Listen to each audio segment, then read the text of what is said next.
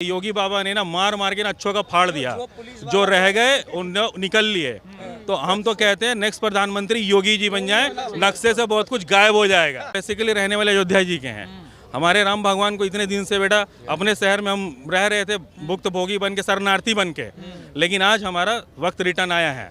हम तो चाहेंगे कि जब तक मोदी और योगी की वजह से, और हिंदू हैं, सनातन हैं, तो क्यों नहीं बोलेंगे भगवान, क्यों नहीं हिंदू राष्ट्र बनेगा। और जो हिंदू, जो सनातन धर्म की परवाह करेगा, इज्जत करेगा और रहेगा, नहीं तो जाने का किराया भी हम लोग देंगे।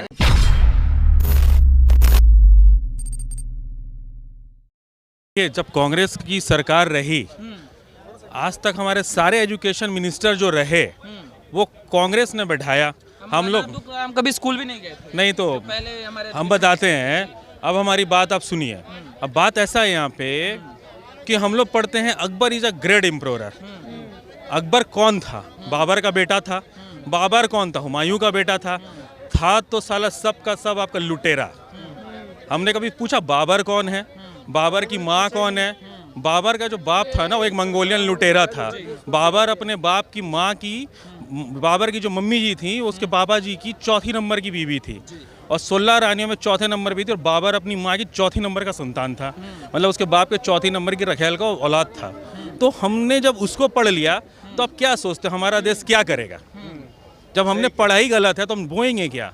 हमारे अच्छे अच्छे ITN जो हैं, हम लोग जाते हैं नासा हमें रख लेता है क्योंकि हमें बुद्धि है ना। आप मुझे देख लीजिए, मैं वो बंदा हूँ जिसने 2004 में XLR निकाला। 2.5 लाख रुपए नहीं थे। मेरे बाबूजी को कारगिल में गोली लगी, 1.5 लाख रुपए मिलना था, 99 में मिला 2004 में। तब तक तो हमने कमा के अपने बाबूजी का इलाज करा लिया।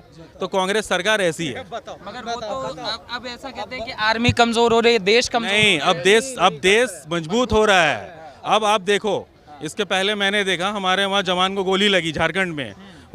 अर्थी उठने के पहले अकाउंट में पूरा पैसा आ गया उसकी वाइफ की नौकरी के साथ। अगर कोई बोलता है मोदी के राज में डिक्टेटरशिप है तो बढ़िया है, ये डिक्टेटरशिप होना चाहिए। आप यूपी चल जाओ, आप यूपी चल जाओ, डिक्टेटरशिप क्या होता है? योगी बाबा ने ना मार मार के ना अच्छों का फाड़ दिया, जो रह गए उन निकल लिए।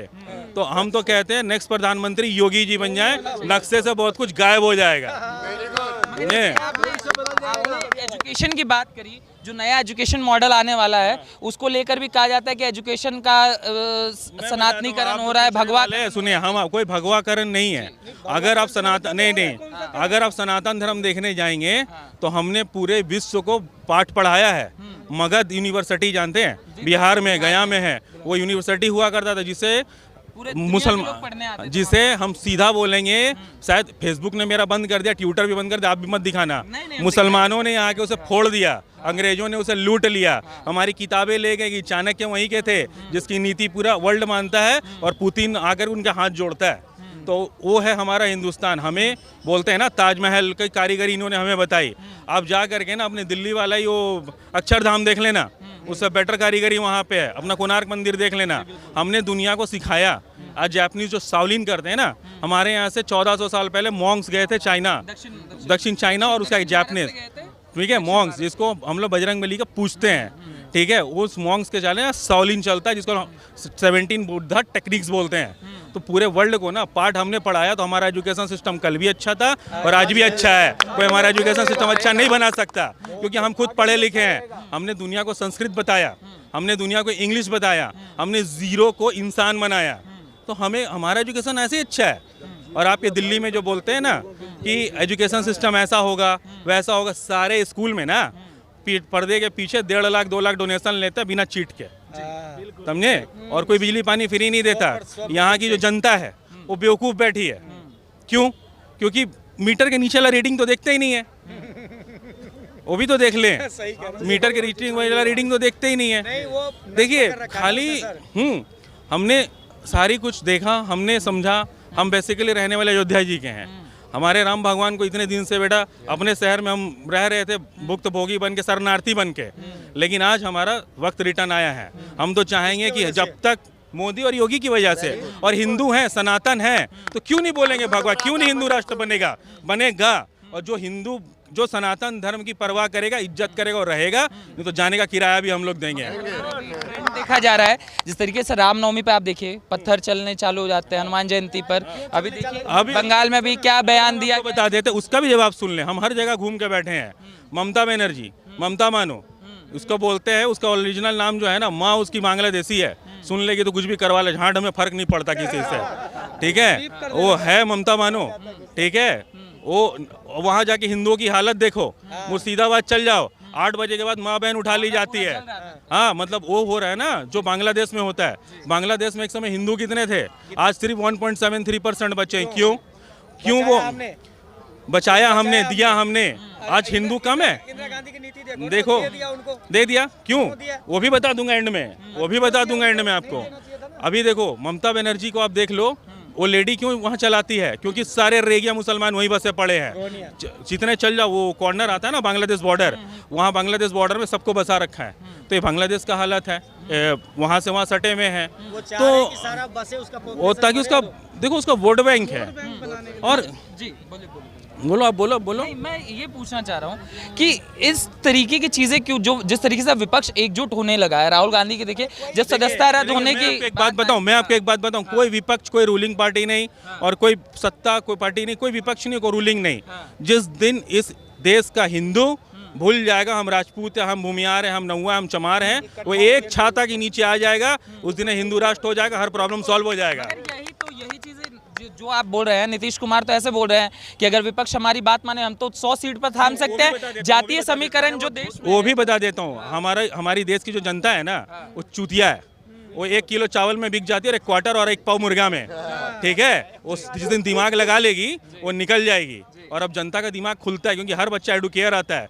कोरोना आया ना, कोरोना में मोबाइल बच्चे लेके पढ़े, बच्चों से ज्यादा बड़े ने पढ़ा। देखना, रेवोल्यूशन कोरोना के बाद ज्यादा आया है।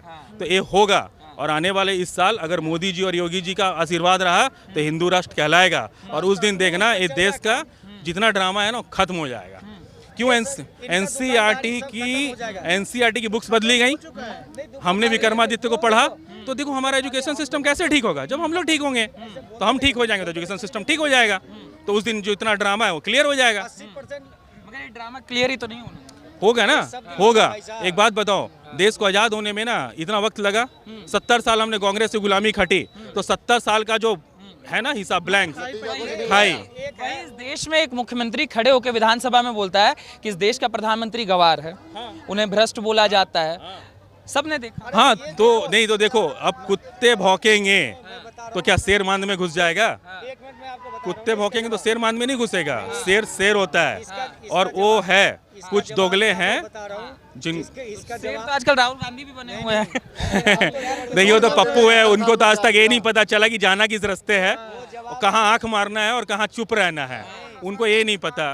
वो क्या बताएगा? मोदी जी के गले जो लगे वो गए ही। तो गले लगना तो भारी नहीं पड़ गया राहुल जी को? नहीं, मोदी जी के गले नहीं लगे। एक्चुअली राहुल जी ना मोदी जी के पीछे पड़ गए थे, तो इसीलिए वो नौटंकी हो गया उनका।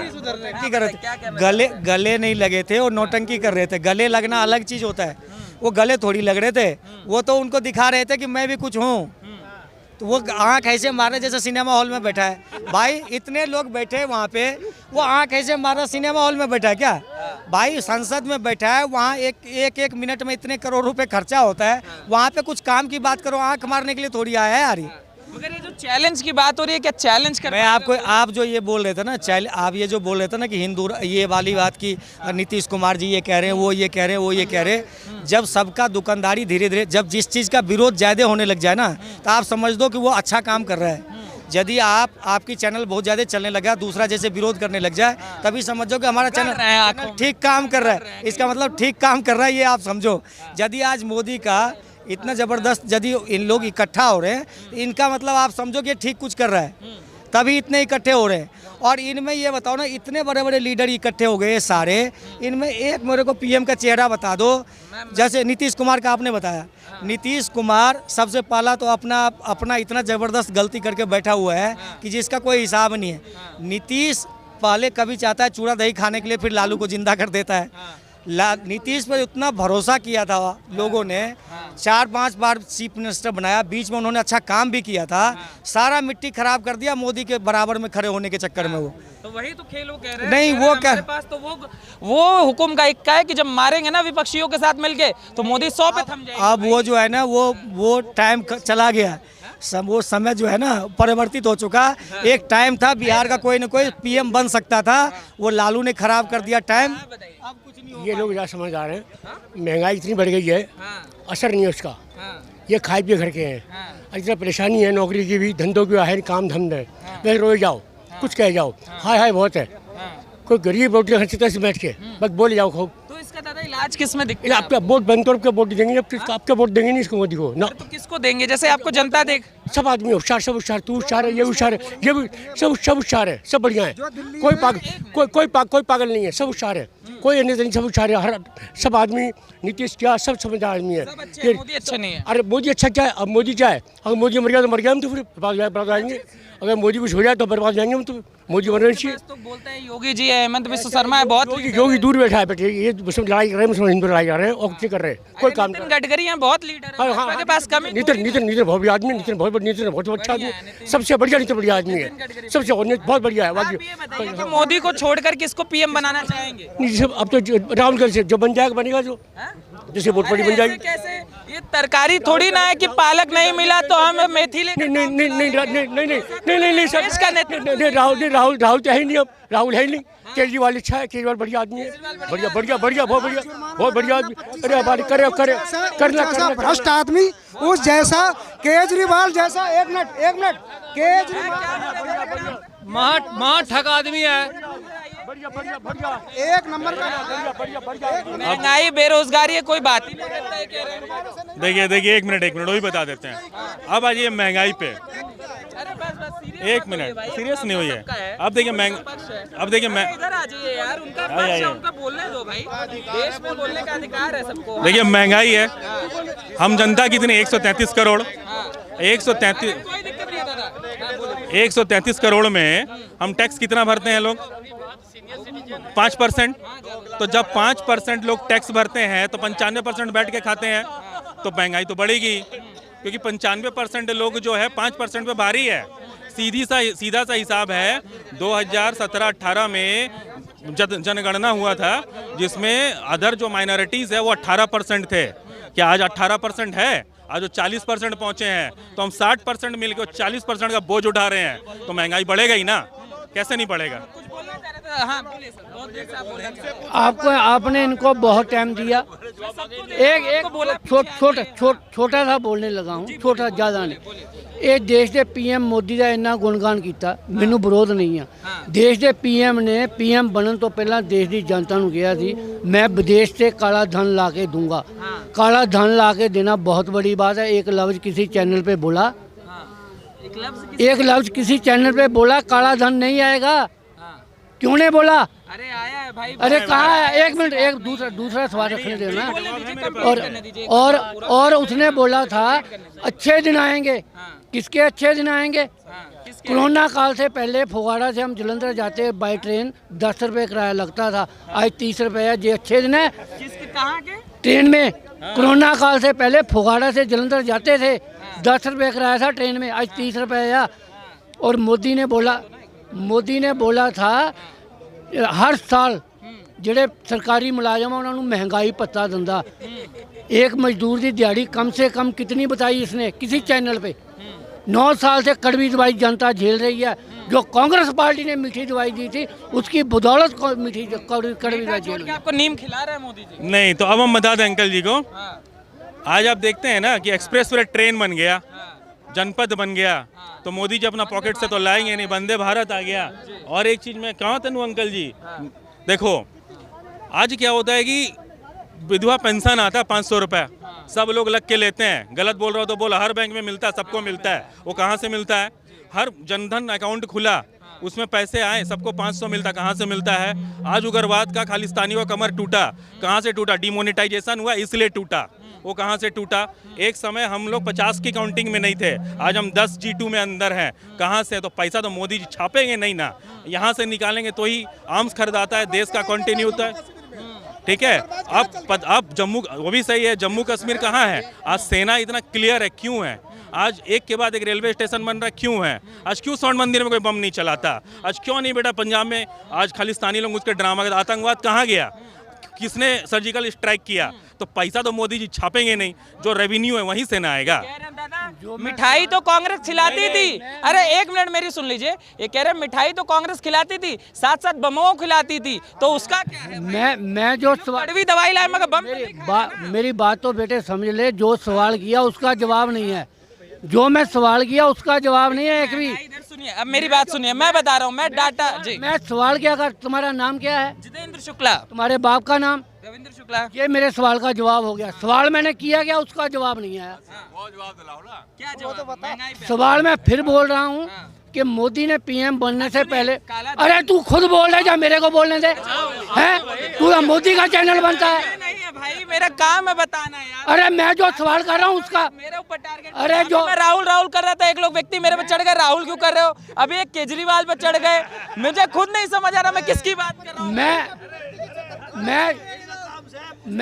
मैं जो सवाल मीडिया मैं तेरे से पूछा, तेरा नाम तूने बता दिया, तेरे बाप का नाम तूने बता दिया, जो मैं सवाल कर रहा हूँ। नहीं तो अंकल क्वेश्चन पूछे, अंकल ये क्वेश्चन क्या है? दोबारा बोलने दो।